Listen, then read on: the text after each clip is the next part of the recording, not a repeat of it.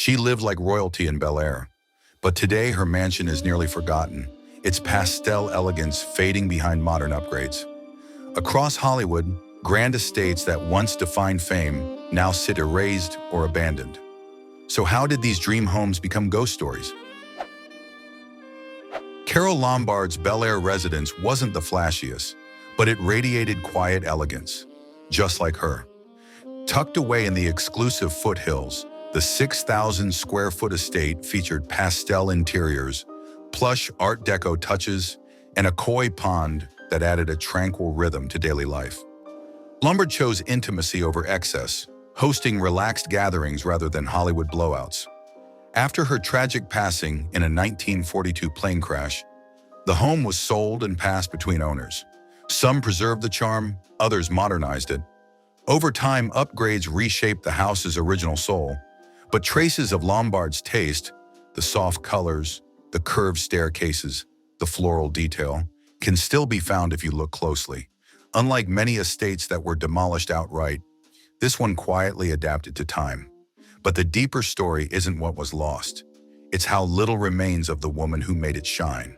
And just over the hills, another legend's retreat was already starting to crumble. Errol Flynn's Mulholland Farm was more than a mansion. It was a playground for chaos. Perched atop the winding roads of Mulholland Drive, the 11-acre estate mirrored Flynn's wild reputation. Inside, the Spanish-style home was rumored to have secret tunnels and hidden panels, fueling decades of gossip about the raucous parties that lit up the canyon. Outside, it boasted a private screening area, stables, a pool with sweeping views, and enough room for an entire entourage. But Flynn's fast-living lifestyle eventually caught up with him. As financial troubles mounted and health declined, the home slipped into neglect. After his passing in 1959, the estate passed through multiple hands, each making changes, stripping away pieces of the original. Though restorations brought parts of it back to life, what exists now is more myth than memory. And just down the valley, another couple's quiet escape was about to be swallowed by time. Clark Gable and Carole Lombard's San Fernando Valley Ranch was never meant to impress Hollywood. It was meant to escape it. Nestled on nearly 20 acres in Encino, the ranch was a sanctuary of peace, filled with horses, gardens, and open fields. The couple chose simplicity over spectacle, embracing a rustic lifestyle far from red carpets and flashing cameras. Lombard planted a vegetable garden and tended to fruit trees, while Gable found solace in the silence. But that silence turned heartbreaking when Lombard perished in a plane crash in 1942. Gable, devastated, held on to the ranch for a while, clinging to the life they had built. Eventually, the property was sold and slowly subdivided, with much of the original charm vanishing under suburban sprawl. Today, scattered trees and old structures are all that hint at what once was. And as their love faded into history, another dream estate was already being torn down at the Frances Marion and Fred Thompson's Enchanted Hill was built on dreams and undone by tragedy. In 1927, the celebrated screenwriter and her silent film star husband bought 24 acres high above Beverly Hills and named it Enchanted Hill. The Spanish colonial mansion overlooked vast gardens, stables, and a tennis court with sweeping canyon views. But just 2 years later, Fred Thompson stepped on a rusty nail and succumbed to tetanus, leaving Marion heartbroken. She sold the property shortly after. Over the decades, Enchanted Hill passed through elite hands, each expanding its footprint until it spanned 120 acres. But in 1997, tech billionaire Paul Allen bought the land for $20 million and demolished the original home to build a sprawling 50,000 square foot mega mansion. Today, the estate still sits on the market, asking over $100 million. The price may be steep, but the soul of Enchanted Hill is gone, and what came next involved ghosts, heartbreak, and a tall stone gate. Rudolph Valentino's Falcon Lair was meant to be a romantic refuge, but it became a fortress of grief. In 1925, the silent film heartthrob purchased the 16-room hillside estate in Beverly Hills for himself and his wife. Styled like a Spanish villa, it included stables, kennels, staff quarters, and a garage for his prized car collection. They named it Falcon Lair, inspired by a film they hoped to make together, but the marriage soon fell apart. Heartbroken, Valentino isolated himself behind towering stone walls and an imposing gate. After his sudden death from peritonitis in 1926, stories of his ghost haunting the halls only grew. The house changed hands several times, attracting eccentrics and millionaires alike. Doris Duke owned it for decades. But in 2005, Falcon Lair was finally torn down, with only the stables and staff quarters surviving. A once mythic mansion lost to time. Meanwhile, another iconic home was making headlines for its blinding pink glow. Jayne Mansfield's Pink Palace wasn't just a house, it was a spectacle. Perched on Sunset Boulevard, the 25-room mansion was drenched in pink, from its quartz-covered exterior to the shag-carpeted bathroom walls. After purchasing it for $74,000 in 1958 with husband Mickey Hargitay, the couple transformed the home into a surreal fantasy. The heart-shaped swimming pool Hargitay built spelled out, "I love you, Janie," in mosaic tiles. Inside, champagne fountains, Cupid statues, and a heart-shaped bathtub amplified the drama. But after Mansfield's tragic death in a car accident in 1967, the palace passed through several owners, including rumored stints with Ringo Starr and Engelbert Humperdinck. Eventually, in 2002, the Pink Palace was demolished by a neighbor who owned the estate behind it. Today, the glitter is gone. The pool, the pink, the spectacle, it's all vanished. And the next house in line wasn't just iconic, it was the birthplace of Hollywood's mansion obsession.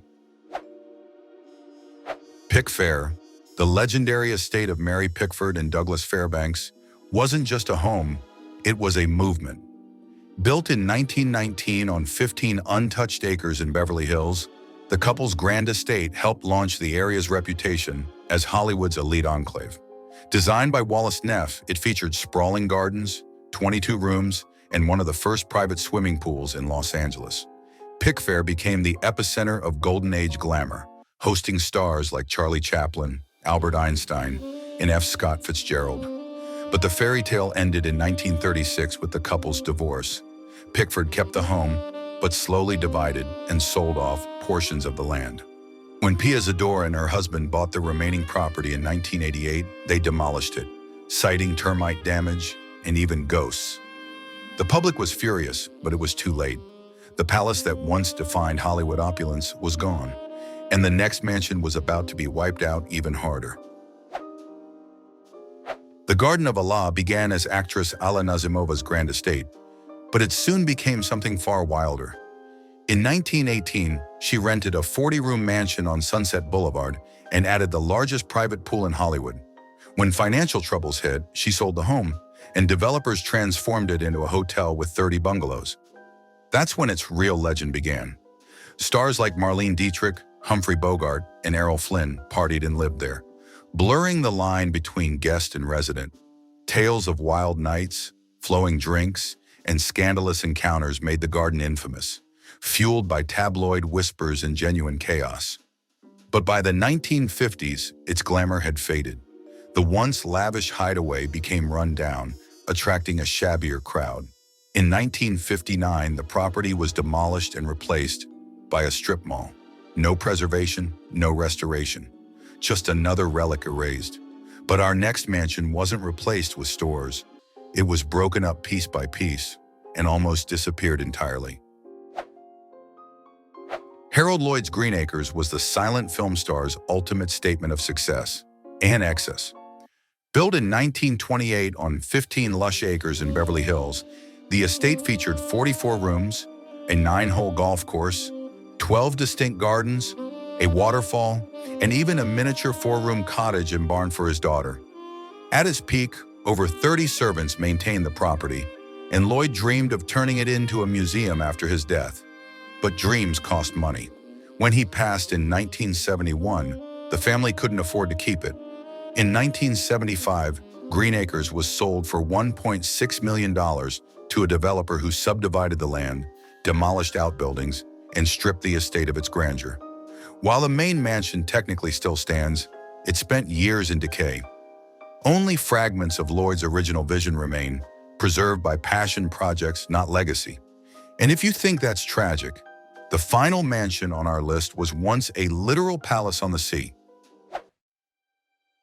William Randolph Hearst's Ocean House was excess on a scale even Hollywood couldn't keep up with.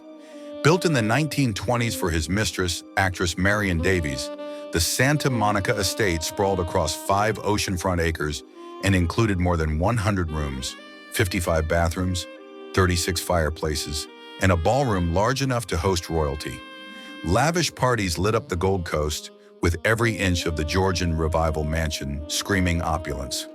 Hearst reportedly spent $7 million. Only $3 million went to construction. The rest went into furnishing it with the finest art and decor. But after Davies sold the property in 1947, the estate's glamour quickly faded. It became the Sand and Sea Club, was later wrecked by the Northridge earthquake, and in 2009 reopened as the Annenberg Community Beach House, a place once built for affairs and aristocrats now serves the public. Fame may have built it, but time once again reclaimed the crown. For you, the viewer, please comment some love or hate, whatever you thought of this video. I want to give you guys good quality, the little button with the thumbs up and that fancy subscribe button. Yeah, hit that as well, hey.